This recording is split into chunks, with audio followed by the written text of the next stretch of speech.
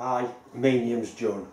I've had a lot of requests, or at least a lot of people wondering why I haven't done any cooking videos lately.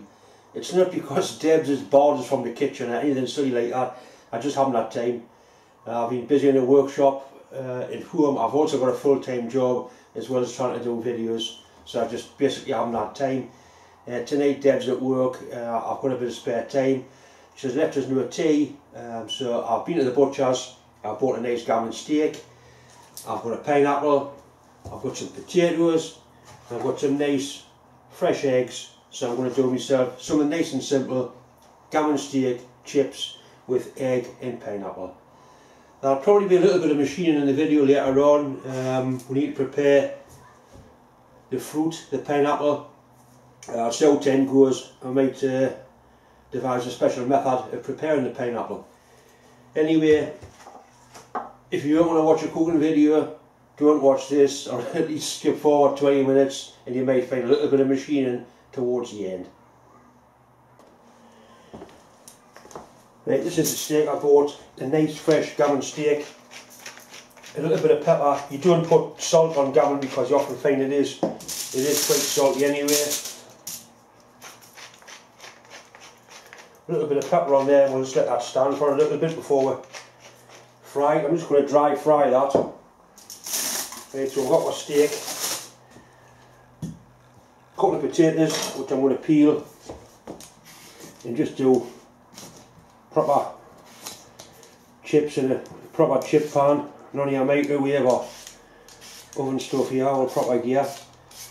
I like to fry them in dripping, but I've been completely banned from using dripping in the house.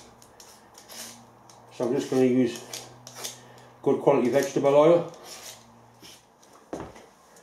I like quite thin chips, ideally 3/8, which is 0.375. I can normally guess quite well. It's not that critical.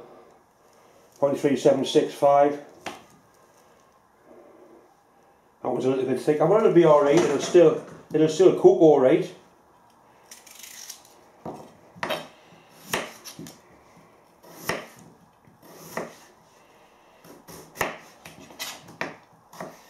And I try and like to make them square, so that 375 by 375. I mean, you could mark them out, but it's not really that critical as long as you get roughly 3/8 square. Right, so that's the chips all prepared. All I'm going to do now, I'm going to put them in some cool water just to steep for a little bit, just to wash some of the starch out of them. I'm going to put the chips on first because they'll take the longest to cook. The chips have been soaked in cool water just to wash some of the starch out and then dried on kitchen paper. The oil's nice and warm. Be careful it doesn't. That's basically the water coming out of the potatoes, and it makes steam bubbles and it'll settle down in a second or two.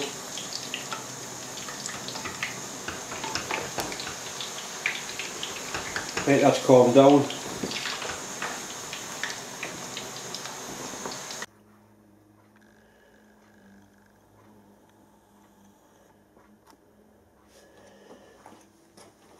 In all the vegetable machining that I've done and fruit machining I've done, I've always found that you get the best results by mounting vegetables and fruits on a mandrel. This is particularly an interesting example. I've got all this foliage here. That'll be removed first, and before we get quite a nice grit of it in a 4-jaw chuck, it's already got the centre marked, so I can drill that out, possibly ream it, and I have a mandrel that should be a really good push fit in there. Once we get it on the mandrel, probably a collar chuck at the front and a live centre at the back, and I'll proceed to take some nice roughing cuts to get through the skin of the material. So the first thing to do is to remove the foliage.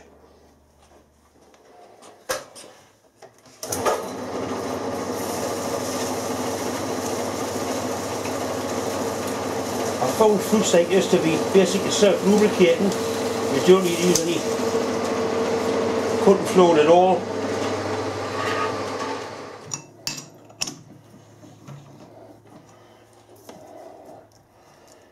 So I'm moving the chuck jaws out, and I'm laying each jaw up on one of the marks. Just means it gives you a fairly decent starting point. And just bring each one in and turn. I'm not going to be able to get a very good hole on this, but I should be able to get enough of a hole just to drill it. I'll pick that centre up. It's actually running. It's running not too bad there.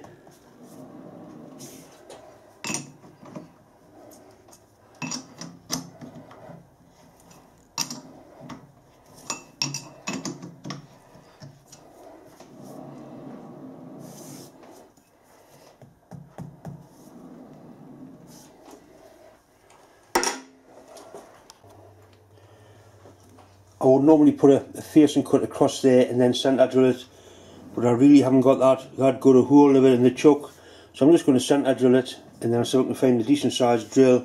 It's going to be a nice tight fit on the mandrel. I'm going to run this fairly slow.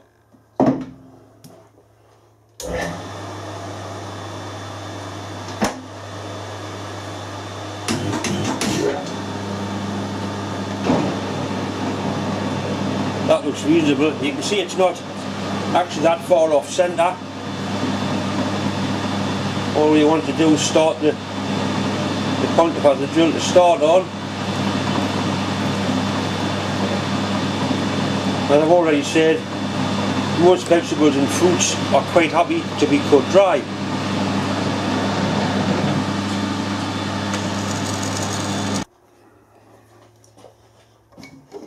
This is the mandrel I use for vegetables and fruits. It also makes a difference between the centre's bore and bar. Need to find out what size it is. It is 6250. That's 5/8.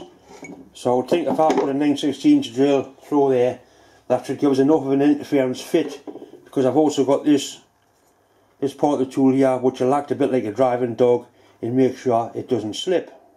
So we need a 9/16 drill. We've got a 9/16 drill. It's a nice sharp one. It pays it to keep pulling the drill back just to remove any swarf. Right, the gammon goes in next. It's a non-stick pan. I'm just going to put just a little dribble. Cutting that no problem. You can see how the juice comes out, how it is actually self-lubricating.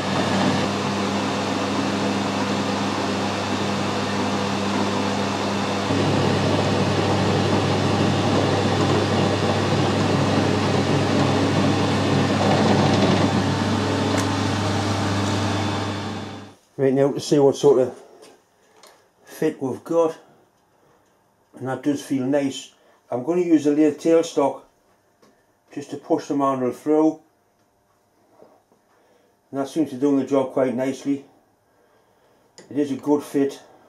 It's important that you get a nice tight fit. You can hear how tight it is,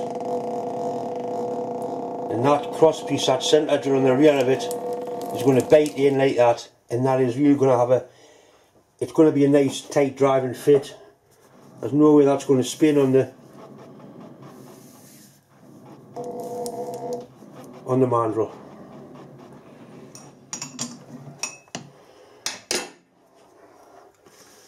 Right, so I'm quite happy with the way that's mounted. You can see it's virtually right through the centre. I'll take the 4-jaw chuck off now, put a collar chuck on. I could use a centre and a drive dog, where I want to use a piece of rag to try and protect the lathe bed, and drive dogs and pieces of rag don't go together.